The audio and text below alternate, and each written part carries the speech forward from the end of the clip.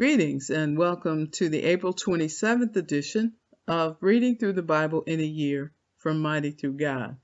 Today we'll be reading Judges chapter 7, verse 1 through chapter 8, verse 17, Luke chapter 23, verses 13 through 43, Psalm 97, verse 1 through Psalm 98, verse 9, and Proverbs 14, verses 7 and 8. And today I will be reading from the New International Version. This section is titled, Gideon Defeats the Midianites. Early in the morning, Jerubbaal, that is, Gideon, and all his men camped at the spring of Harod. The camp of Midian was north of them in the valley near the hill of Moreh. The Lord said to Gideon, "You have too many men. I cannot deliver Midian into their hands, or Israel would boast against me. My own strength has saved me. Now announce to the army, anyone who trembles with fear may turn back and leave Mount Gilead." So 22,000 men left, while 10,000 remained. But the Lord said to Gideon, "There are still too many men. Take them down to the water, and I will thin them out for you there. If I say, 'This one shall go with you,' he shall go. But if I say, 'This one shall not go with you,' he shall not go." So Gideon took the men down to the water. There the Lord told him, "Separate those who lap the water with their tongues as a dog laps from those who kneel down to drink." 300 of them drank with cupped hands, lapping like dogs. All the rest got down on their knees to drink. The Lord said to Gideon, "With the 300 men that lapped, I will save you and give the Midianites into your hands. Let all the others go home." So Gideon sent the rest of the Israelites home, but kept the 300, who took over the provisions and trumpets of the others. Now the camp of Midian lay below him in the valley. During that night the Lord said to Gideon, "Get up, go down against the camp, because I am going to give it into your hands. If you are afraid to attack, go down to the camp with your servant Purah, and listen to what they are saying. Afterward you will be encouraged to attack the camp." So he and Purah his servant went down to the outpost of the camp.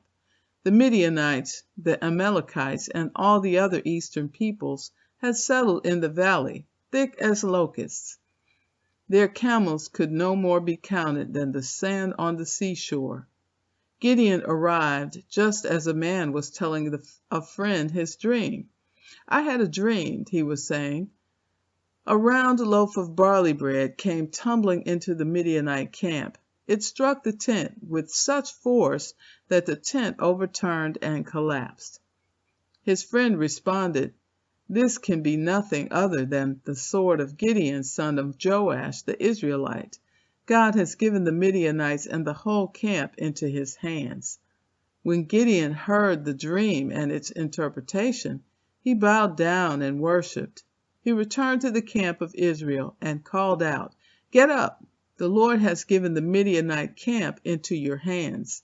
Dividing the 300 men into 3 companies, he placed trumpets and empty jars in the hands of all of them, with torches inside.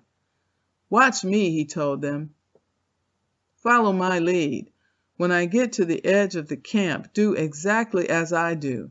When I and all who are with me blow our trumpets, then from all around the camp blow yours, and shout for the Lord and for Gideon."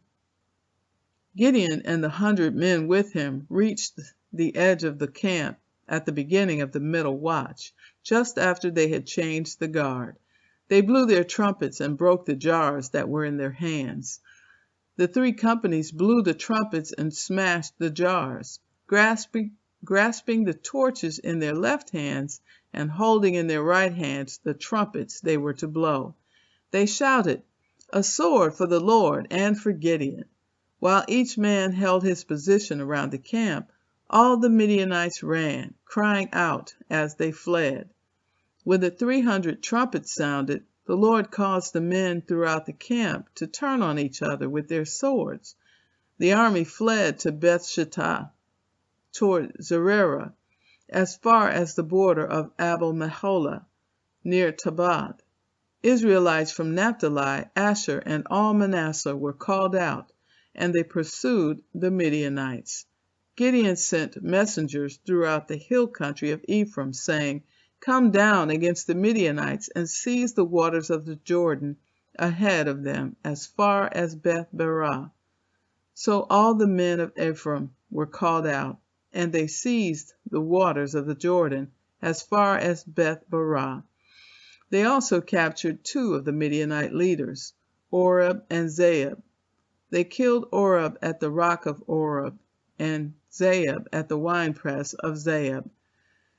They pursued the Midianites and brought the heads of Oreb and Zeeb to Gideon, who was by the Jordan. Chapter 8. Now the Ephraimites asked Gideon, "Why have you treated us like this? Why didn't you call us when you went to fight Midian?" And they challenged him vigorously. But he answered them, "What have I accomplished compared to you?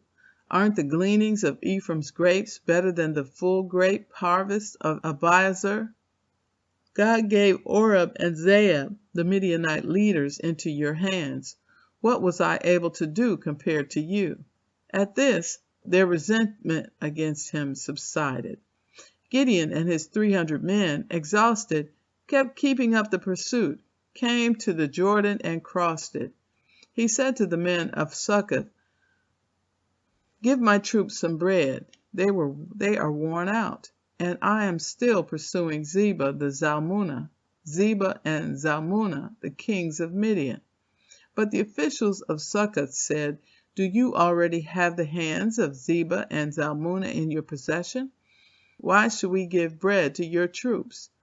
Then Gideon replied, "Just for that, when the Lord has given Zebah and Zalmunna into my hands, I will tear your flesh with desert thorns and briars." From there he went up to Peniel, and made the same request of them. But they answered as the men of Succoth had. So he said to the men of Peniel, "When I return in triumph, I will tear down this tower." Now Zebah and Zalmunna were in Karkor, with a force of about 15,000 men, all that were left of the armies of the eastern peoples. 120,000 swordsmen had fallen. Gideon went up by the route of the Nobads east of Nobah and Jogbehah, and attacked the unsuspecting army. Zebah and Zalmunna, the 2 kings of Midian, fled, but he pursued them and captured them, routing their entire army. Gideon, son of Joash, then returned from the battle by the pass of Heres. He caught a young man of Succoth and questioned him, and the young man wrote down for him the names of the 77 officials of Succoth, the elders of the town. Then Gideon came and said to the men of Succoth, "Here are Zebah and Zalmunna, about whom you taunted me, saying, 'Do you already have the hands of Zebah and Zalmunna in your possession? Why should we give bread to your exhausted men?'" He took the elders of the town and taught the men of Succoth a lesson by punishing them with desert thorns and briars. He also pulled down the tower of Peniel and killed the men of the town. Luke chapter 23, beginning with verse 13. Pilate called together the chief priests and rulers of the people, and said to them, "You brought me this man as one who was inciting the people to rebellion.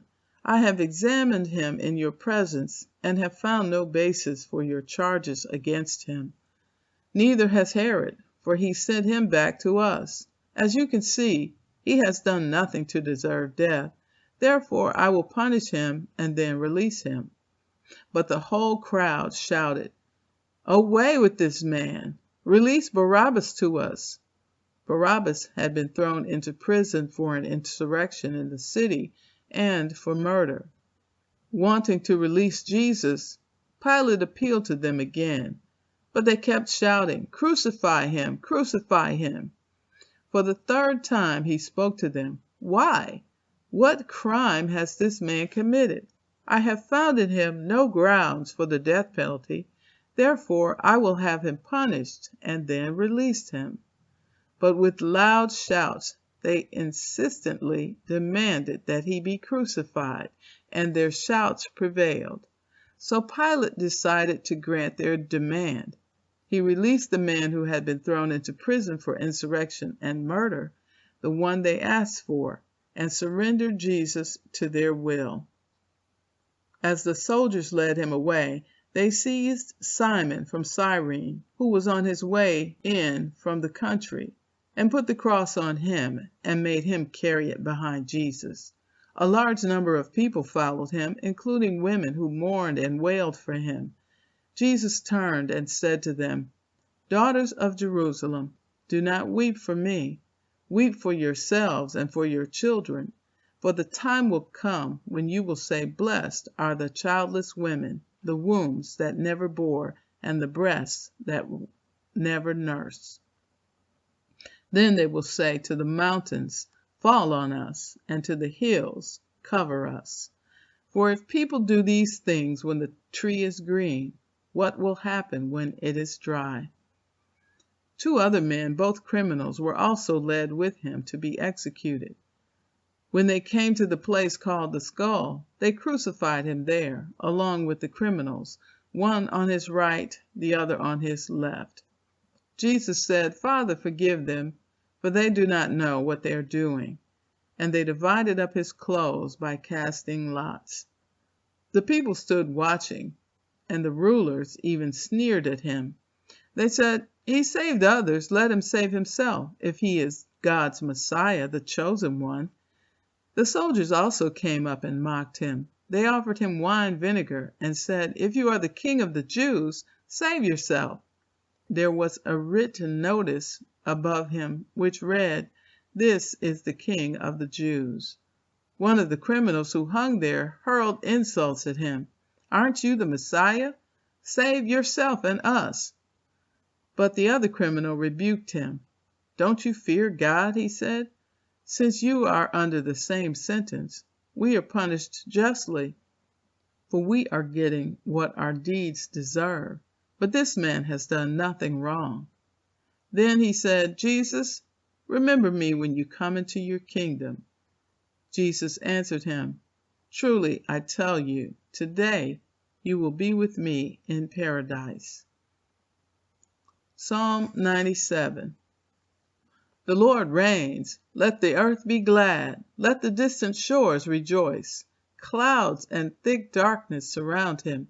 Righteousness and justice are the foundation of his throne. Fire goes before him and consumes his foes on every side. His lightning lights up the world. The earth sees and trembles. The mountains melt like wax before the Lord of all the earth. The heavens proclaim his righteousness, and all peoples see his glory. All who worship images are put to shame. Those who boast in idols worship him, all you gods. Zion hears and rejoices, and the villages of Judah are glad because of your judgments, Lord. For you, Lord, are the most high over all the earth. You are exalted far above all gods. Let those who love the Lord hate evil, for he guards the lives of his faithful ones and delivers them from the hand of the wicked. Light shines on the righteous and joy on the upright in heart. Rejoice in the Lord, you who are righteous, and praise his holy name. Psalm 98. Sing to the Lord a new song, for he has done marvelous things. His right hand and his holy arm have worked salvation for him. The Lord has made his salvation known and revealed his righteousness to the nations. He has remembered his love and his faithfulness to Israel. All the ends of the earth have seen the salvation of our God. Shout for joy to the Lord, all the earth. Burst into jubilant song with music. Make music to the Lord with the harp. With the harp, the sound of singing. with trumpets and the blast of the ram's horn.